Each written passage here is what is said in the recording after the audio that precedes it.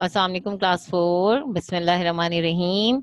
आज हम जो है वो अपना नया लेक्चर स्टार्ट कर रहे हैं। In previous class I was discuss explain different processes engaged by people change the natural environment, explain how natural phenomena changes land, identify how changes on land affect people। ये हमने last time discuss किया था। Today objectives are impact of natural factors on landform and impact of land changes on people।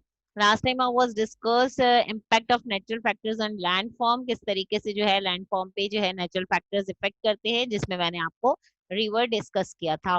Now we are going to start new topic glacier, but before start glacier I was before start glaciers in previous lecture reading river.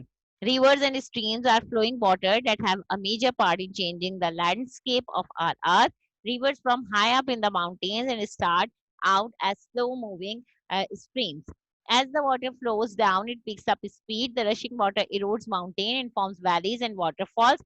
Rivers and streams carry sediment downhill where it forms new landform like Oxbow Lake, fertile plains, etc. An oxbow is a crescent-shaped lake lying alongside a winding river. It is created over time as erosion and deposits of soil change the river's course। अच्छा, मैंने crescent shape oxbow lake की बात की थी कि oxbow lake क्या होता है। जो मेन इंपॉर्टेंट बात इसमें समझाई थी वो क्या था, oxbow lake. Oxbow lake just like अ crescent shape. Crescent shape means जैसे पहली, दूसरी, तीसरी तारीख का जो चांद होता है वो आपने देखा है कि वो जिस तरीके से बना हुआ होता है, जैसे हमें उसकी रोशनी नजर आ रही होती है, या फर्स्ट सेकेंड डेट का जो चांद हमें नजर आ रहा होता है उसे हम कहते हैं क्रिसेंट शेप मून। ये क्रिसेंट शेप जो है यानी चांद की तरह से पहली, दूसरी, उसी तरह से क्रिसेंट शेप मून की तरह हमें ये ऑक्सबो ये लेक नजर आती है, जिसको हमने नाम दिया है ऑक्सबो लेक। तो अब अगर आपसे कोई पूछेगा कि what do you mean by oxbow lake, you say crescent shape lake lying alongside a winding river. You write down. आपने एक काम और करना है कि ये क्वेश्चन आपने लिखना है कि ऑक्सबो लेक जो है, what is oxbow lake. Oxbow lake क्या होती है, तो उसका आंसर आपको ये मिल जाएगा। An oxbow lake is a crescent shape lake lying alongside a winding river. It is created over time and as erosion and deposits of soil changes the river's course. Understand? Now new topic start, glaciers. Glaciers are large bodies of ice that are formed in cold region on a mountain. The weight of heavy mass of ice causes a glacier to flow downwards. Glaciers क्या होते हैं जनाब? Glaciers बड़ी बड़ी bodies होती हैं बर्फ की, जो कि बहुत ज्यादा कोल्डर रीजन यानी जो ठंडे एरियाज हैं उनमें जो है वो जो माउंटेन जो पहाड़ बनते हैं आइस के, बड़ी बड़ी बॉडीज जो हैं वो बना लेती हैं एक पहाड़ की तरह से, जिसे हम हैवी मैस कहते हैं, वो कहलाते हैं glacier. As glacier moves, the ice erodes the land surface and carries the broken rocks and soils debris to far away places। जब ये ग्लेशियर्स मूव करते हैं तो अपने साथ जो है वो बर्फ और उसके अलावा जो लैंड की सरफेस है उसको भी बहा कर ले जाते हैं। These results various glaciers landforms like pyramidal peaks and hanging valleys.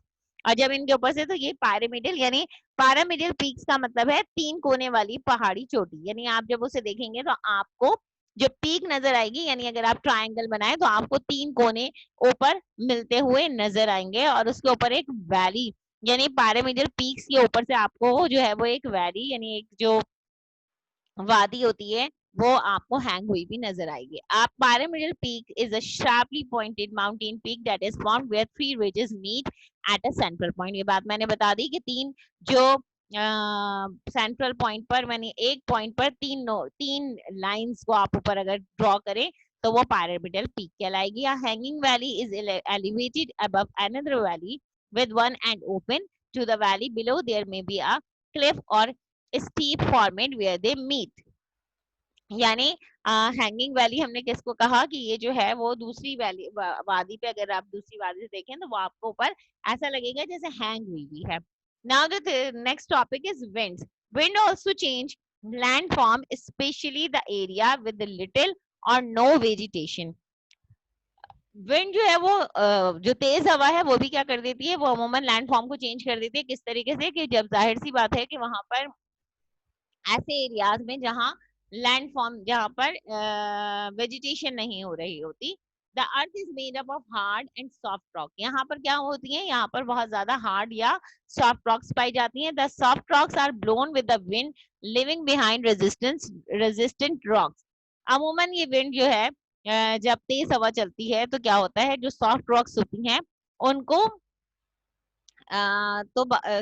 उनको तो अपने साथ लेकर जा रही होती है, लेकिन जो है वो रॉक्स, ये रॉक्स जो है वो क्या कर रही होती है, रुकावट पेश कर रही होती हैं, रेजिस्टेंस क्रिएट कर रही होती हैं। The form certain features such as inselberg depression, desert pavement etcetera. And Inselberg is an isolated hill or mountain rising abruptly from a plain. इंजेलबर्ग क्या होता है, वो जो इंजेलबर्ग का मतलब होता है टूट जाना, बिखर जाना। वो माउंटेन जो कि अपनी जगह से टूट जाएगी, बिखर जाएगी, उसको हम इंजेलबर्ग कहते हैं। Depression is an area that is sunk below its surrounding. Depression का मतलब होता है गढ़ा कर देना, यानी उस जगह पर एक गढ़ा हो जाता है उसके इर्द गिर्द, ठीक है। A desert pavement is a surface covered with closely packed rock fragments और पीबल्स। विंड आल्सो मूव्स और reshape sand dunes in deserts. Desert pavement जो होता है वो रास्ता जो सहरा का रास्ता होता है, जो सहरा होता है, सहरा के अंदर जो एक बड़ा एरिया होता है उसको कवर किया हुआ एरिया जो है वो क्या कहलाता है, डेजर्ट पेवमेंट। तो ये तीन वर्ड्स हैं, an inselberg, a depression and a desert pavement. ये तीन वर्ड्स जो है इनको आपने खुसूसी तौर पर याद रखना है कि ये क्या होते हैं। Now impact of land changes on people. Natural phenomena create different land forms. हमने कहा नेचुरल फिनोमिना जो है वो डिफरेंट लैंड फॉर्म्स को क्रिएट करता है। These land changes effect people in many ways. अब ये इंसानों पर, पीपल्स पर कैसे असरअंदाज होता है। हमने बात की थी रिवर्स की। Reverse bring sediment down streams which increase the fertility of soil in Pakistan. The Indus river and it's tribute from fertile. जाहिर सी बात है कि ये किस पे, फर्टिलिटी पे फर्क करेगा, यानी कि आपकी सॉइल की जो फर्टिलिटी है उस पर इफेक्ट डालेगा, उसकी फर्टिलिटी को इफेक्ट डालेगा। प्लेन्स जो हैं वो बना देगा, यानी बिल्कुल जो सीधे प्लेन्स यानी मैदानी इलाके जो है वो हो जाते हैं। Where people grow crops to meet their food needs. और यहाँ पर जो है वो पीपल्स जो है वो क्रॉप्स को ग्रो कर सकते हैं। Heavy rains cause floods and landslides. Heavy rain जो है वो सैलाब भी ला सकते हैं, लैंडस्लाइड्स भी हो सकते हैं। Due to floods people have to leave their places and belonging. Landslides adversely effect roadways, water supplies and property. अमूमन लैंडस्लाइडिंग क्या करती है, वो वाटर सप्लाई रोक देती है, प्रॉपर्टी को नुकसान पहुंचाती है, रास्ते रोक देती है। लैंडस्लाइड की वजह से हमने क्या, ऊपर से लैंडस्लाइडिंग हो गई। लैंडस्लाइडिंग का मतलब है कोई एक बड़ा सा पत्थर आके जो है वो नीचे रोड पर गिर गया, तो क्या है, रोड ब्लॉक हो गया। अब रोड ब्लॉक हो गया तो वहां पे जाहिर सी बात है वाटर सप्लाई भी रुक जाती है, अमूमन प्रॉपर्टीज को नुकसान पहुंच जाता है। तो हैवी रेन्स जो है वो सैलाब भी ले आती है और लैंडस्लाइड आती है, और इसकी वजह से जो है वो प्रॉपर्टी को भी नुकसान पहुंचता है, रोड भी ब्लॉक्स हो जाते हैं और वाटर सप्लाई भी जो है वो रुक जाती है। तो इसकी वजह से भी पीपल्स पे बहुत जाहिर सी बात है, फिर उन्हें अपना एक जगह से दूसरी जगह जाना पड़ता है। Glacier melts to form lakes and stream. जब ग्लेशियर मेल्ट्स होंगे तो वो क्या बना लेंगे, नहरें और झीलें, आबशारें, नहरें, ठीक है। They are a great source of water supply. ये एक बहुत बड़ा सोर्स है वाटर सप्लाई का। Highland valleys and lakes from formed by glaciers and rivers attract tourist and generate income for local people. ये एक अच्छी बात है कि फिर जब ये जो वादियां हैं और जब ये लेक्स बनती हैं ग्लेशियर्स में, रिवर जो दरिया बह रहे होते हैं, तो ये बहुत टूरिस्ट को बहुत अट्रैक्ट करते हैं, और टूरिस्ट जो हैं वो यहाँ पर आकर विजिट करते हैं, तो उससे लोकल पीपल की क्या हो जाती है, इनकम जनरेट हो जाती है, उनकी कमाई का, उनकी आमदनी का जरिया बन जाता है। The land affect by soil erosion is less fertile. In soil erosion, the top fertile layer of soil is carried away by fast moving wind and fast moving water. Land जो है वो soil erosion की वजह से उसकी fertility पे effect पड़ता है, और उसकी फर्टिलिटी पे इफेक्ट करने सॉइल इरोजन की वजह से जो टॉप लेयर है सॉइल की वो जो है वो बहकर चली जाती है तेज हवा की वजह से। और अगर पानी जो है उसके तेज बहाव की वजह से, तो उसकी वजह से जो है वो आपकी फर्टिलिटी पे असर पड़ता है और ग्रोइंग क्रॉप्स नहीं हो पाते। थोड़ा सा रिकैप करेंगे चैप्टर के एंड में। Physical features, climate, soil and natural vegetation constitutes our natural environment. Deforestation and dams affect the natural environment. Rivers, glacier, winds, etc. change landforms. Land changes affect people in many ways. ये सारी चीजें हम पढ़ चुके हैं, तो recap मैंने किया. Do you know? Glaciers cover about 10% of the Earth's land surface. Most of the glaciers are found in Antarctica and Greenland. Some other places with glaciers are Alaska, the Canadian Arctic, New Zealand, and the Himalayan mountain, the Alps, etc. Now, chapter is completed. Now, we are going to start exercise. मैंने आपको जो है वो assignment 3 दिया था, जिसमें मैंने question answers दिए हैं. अगर कहीं पर कोई प्रॉब्लम है तो यहाँ से आप चेक कर सकते हैं कि आपने आंसर सही लिखा है या नहीं लिखा. What are the effects of human activities on the natural environment? Question number 1. How do rivers and the water bodies change landforms? How do glacier forms and moves? What are the effects of land changes on people, and what are the advantages and disadvantages of dams? Question number 1. What are the effects of human activities on the natural environment? The answer is that in your book, आप देखेंगे first page पे है, तो मैंने जो है वो answer pencil से यहाँ पर आपको टिक मार्क नजर आ रहा होगा. Human have also been interacting with the natural environment. फिर आप सेकंड लाइन पे लिखेंगे human population is increasing and so are their की जगह आप लिखेंगे day by day needs. To meet their needs, human engage the activities that damage the natural environment. Question number 1 का answer है ये. Question number 2. How do rivers and other water bodies changes landform? Question number 2 का answer आप देखिए. The rushing water erodes mountain and river की जो heading है उसके अंदर ये मौजूद है. The rushing water erodes mountains and forms valleys and waterfalls. Rivers and streams carry sediment down hills where it forms new landform like Oxbow Lake, fertile plains, etc. Question number 3. How do glacier forms and moves? Glacier की heading के अंदर मौजूद है. Glaciers are large bodies of ice that are formed in cold region. On a mountain, the weight of heavy mass of ice causes a glacier to flow downward. As glacier moves, the ice erodes the land surface that carries the broken rocks and soil debris, the faraway places. Now, what are the effects of land changes on people? Natural phenomena, impact of land changes on people. Natural phenomena create different landforms. These land changes affect people in many ways. River being sediment, downstreams, which increase the fertility of soil in Pakistan. The Indus River and its tribute from fertile plains where people grow crops to meet their food need. ये चारों points आप लिखेंगे. Question number 5. What are the advantages and disadvantages of dams? Book के अंदर से आपको मुश्किल होगा तो आप यहाँ से लिख सकते हैं. मैंने 2 तरह के एडवांटेजेस एंड डिसएडवांटेजेस दिए हैं. The first answer is that this is the answer 1. Controls on flood, providing water for irrigation through canals, hydropower generation. Disadvantages, loss to the flora and fauna of the surrounding areas. Flora हम कहते हैं जंगलात को, और fauna हम कहते हैं जो एनिमल्स हैं. फ्लोरा से मीन्स जितने प्लांट से ताल्लुक है, fauna means all over the animals. Rehabilitation of large number of people and animals, loss of minerals to the soil in the downstream phase of dams. Class 4 अगर ये answer आसान लगे तो ये लिख लें, और अगर आपको ये आसान लगे तो आप ये भी लिख सकते हैं. Power is generated without causing pollution.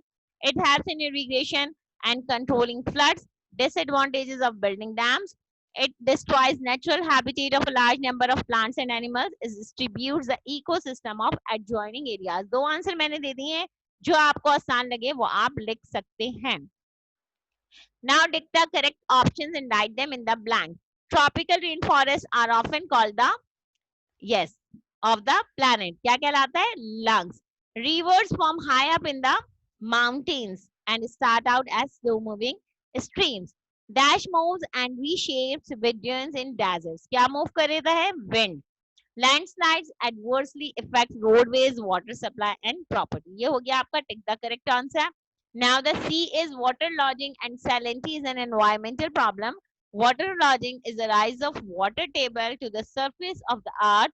Salinity refers to the presence of salt in the root zone of soil. Waterlogging and salinity adversely affects the growth of plants. Conduct an inquiry into waterlogging and salinity in Pakistan. Share finding with your classmate. अब class के बच्चे तो आपसे जाहिर सी बात है आप discuss तो नहीं कर सकते, लेकिन आप क्या करेंगे, आप इंटरनेट से इसकी हेल्प लेंगे. वाटर लॉजिंग एंड सैलिनिटी हम कहते हैं सेम और थोर को. ठीक है, तो सेम और थोर जो है एक बड़ा इन्वायरमेंटल प्रॉब्लम है. वो किस तरीके से जो है वो आपका वाटर टेबल को राइज करते हैं और क्या इफेक्ट्स पड़ते हैं in presence of salt in the root zone of the soil, क्या इफेक्ट पड़ेगा इसका सॉइल पर, और किस तरीके से पाकिस्तान में जो है ये इफेक्ट डालती है, ये आपने इंटरनेट से हेल्प कर लेकर इसका आंसर लिखना है। This is your activity. Now the next is the map below show natural vegetation and minerals in Balochistan. Combine the data shown on the map and draw conclusion based on the data. ये दो आपको नजर आ रहे हैं, यहाँ पर आपका जो है वो नजर आ रहा है, डेटा भी नजर आ रहा है लिखा हुआ। आपने जो है वो नेचुरल वेजिटेशन और मिनरल्स बलूचिस्तान के अंदर, यहाँ पे नेचुरल वेजिटेशन और मिनरल्स नजर आ रहे हैं, दोनों जगह लिखे हुए हैं, आपने ये देखना है और इस मैप ये जो ड्रॉ हुआ है इसको देखते हुए अपना ये जो नीचे चार्ट बना हुआ है कंक्लूजन, इसको कंपाइल करना है, इसको बनाना है। तो सबसे पहले लिखा हुआ है प्लेसेस, दूसरा है मिनरल्स, तीसरा है नेचुरल वेजिटेशन टाइप। प्लेसेस में आपका मुस्लिम बाग, चागी, कुंदाई, हरनाई और किला अब्दुल्ला ये नजर आ रहा है। उसके बाद आपको मिनरल्स नजर आ रहे हैं जिसमें ये आपको मैं लिखे हुए नजर आ रहे होंगे, यहाँ पे आप ये देखिए, यहाँ पे आपको नजर आ जाएगा, तो उसमें सामने मिनरल्स भी नजर आएंगे। इस चार्ट को आप देखेंगे तो आपको अच्छे तरीके से नजर आएगा। तो ये आपको बहुत अच्छे तरीके से यहाँ पर सारी चीजें नजर आ रही हैं। इन चीजों को देखते हुए नेचुरल वेजिटेशन और मिनरल्स दोनों के कॉलम बने हुए हैं, ये नेचुरल वेजिटेशन का कॉलम बना हुआ है और ये मिनरल्स का कॉलम बना हुआ है। जो नेचुरल वेजिटेशन में आपको नजर आ रही हैं ये चीजें वो आप देखेंगे, और जो मिनरल्स में आपको नजर आ रहा है वो आपको देखना है। तो आपने नेचुरल वेजिटेशन प्लेसेस के हिसाब से लिखना है, डेजर्ट इरिगेशन, ट्रॉपिकल थॉर्न, ये सारी चीजें आपको नजर आ रही हैं, ड्राई टेम्परेचर फॉरेस्ट स्टेप्स। इसी तरह मिनरल्स के अंदर आपको नजर आ रहा है मार्बल, लाइमस्टोन, ये सारी चीजें नजर आ रही हैं। तो यहाँ पर आपको जो है वो चार्ट के अंदर मुस्लिम बाग, उसके अलावा आपको किला अब्दुल्ला, दूसरे वाले सारे ये भी नजर आ रहे हैं एरियाज। तो उनके जरिए आप आराम से लिख सकते हैं कि कहाँ पर क्या चीज मौजूद है। तो ये चार्ट का कंक्लूजन आपने बनाना है। ओके, थैंक यू, अल्लाह हाफिज। आज तक हम इतना ही करते हैं, नेक्स्ट टाइम इंशाल्लाह फिर मिलेंगे अपने नए चैप्टर के साथ। Thank you so much.